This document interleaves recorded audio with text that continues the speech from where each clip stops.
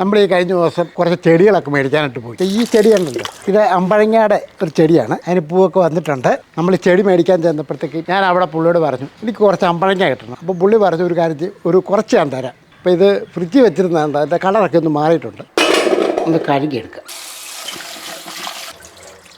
ഇത് വെള്ളിക്കട്ടെ. ഇതേപോലെ കുറച്ച് വെള്ളം എടുത്തിട്ടുണ്ട്. അടുപ്പത്തോട്ടൊന്ന് വെക്കുകയാണ്. തിളച്ച് വരുന്നുണ്ട്. ഞാൻ 1 ടീസ്പൂൺ ഉപ്പുപൊടി അങ്ങോട്ട് ഇട്ട് കൊടുക്കുക.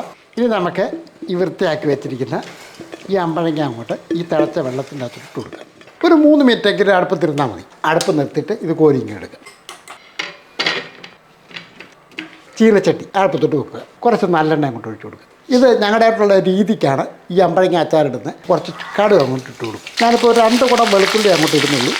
2 ടീസ്പൂൺ അളവിൽ ഇഞ്ചി അരിഞ്ഞിട്ട്, കുറച്ച് കറിവേപ്പില, ഒരു 1.5 ടീസ്പൂൺ അളവിൽ കാശ്മീരി മുളക് പൊടിയാണ്, ഒരു 1/2 ടീസ്പൂണ് എരിവുള്ള മുളക് പൊടി, ഒരു 1/4 ടീസ്പൂണ് മഞ്ഞൾപ്പൊടി, ഉലുവാപ്പൊടിയും കൂടെ അങ്ങോട്ടിട്ട് കൊടുക്കുക. ഒരു 1/2 ടീസ്പൂണ് കായപ്പൊടിയും കൂടെ അങ്ങോട്ടിട്ട് കൊടുക്കുക. അപ്പോൾ നമ്മുടെ പൊടികളുടെ പച്ചച്ചവ ഒന്ന് മാറിയിട്ടുണ്ട്.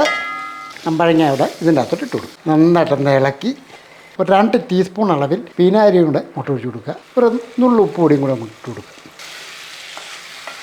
എണ്ണയൊക്കെ ഇങ്ങനെ തെളിഞ്ഞ് വരുന്നുണ്ട്. അപ്പോൾ നല്ല അടിപൊളിയായിട്ട് അമ്പഴങ്ങ അച്ചാർ നമ്മൾ റെഡിയാക്കിയിട്ടുണ്ട്. തീർച്ചയായിട്ടും നിങ്ങൾ ഇതേപോലെ ഒന്ന് ഇട്ട് നോക്കി. അടിപൊളി ടേസ്റ്റ് എന്ന് പറഞ്ഞാൽ അടിപൊളി ടേസ്റ്റാണ്. വിൽപ്പനയ്ക്കുള്ള ഐറ്റമൊന്നും ഇല്ല, ശാലയല്ലേ ഉള്ളൂ. മാങ്ങ, ബീഫ്, മീൻ, പിന്നെ മസാലപ്പൊടി, മുളക് പൊടി, ഇതൊക്കെയാണ് നമ്മുടെ ഈ ഇരിക്കുന്നത് കേട്ടോ. അതൊക്കെ വേണമെന്നുണ്ടെങ്കിൽ നിങ്ങൾ വാട്സപ്പിലൊന്ന് കോൺടാക്ട് ചെയ്താൽ മതി. നമ്മളൊന്ന് നോക്കിയിട്ട് ആൻസർ തരുന്നതായിരിക്കും.